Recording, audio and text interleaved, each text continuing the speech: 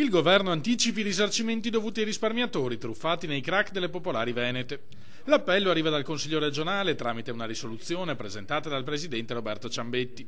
Dalla Commissione parlamentare d'inchiesta, fa presente l'esponente della Lega, stanno emergendo fatti dai quali è possibile ricavare che qualcuno sapeva ciò che stava accadendo e che chi controllava non ha messo in campo tutte le azioni adeguate a tutela dei risparmiatori.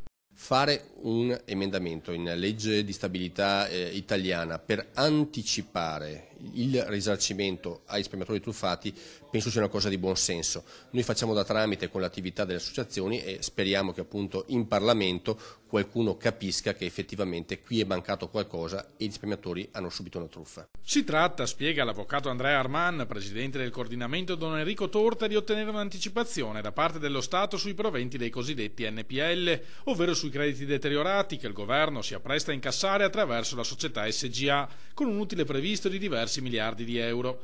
Queste somme potrebbero e dovrebbero essere anticipate ai risparmiatori. La nostra richiesta è di 4 miliardi. Questa vicenda delle banche popolari venete non è una crisi aziendale, ma è una crisi sociale, un problema sociale che investe il territorio veneto ed anche altre aree d'Italia, e deve essere la politica a dare una risposta in tempi stretti prima che la situazione vada a degenerare. Per i risparmiatori attendere i 10 anni di conclusione dell'operazione sul recupero dei crediti deteriorati è un tempo troppo lungo. Lo Stato può benissimo anticipare queste somme oggi.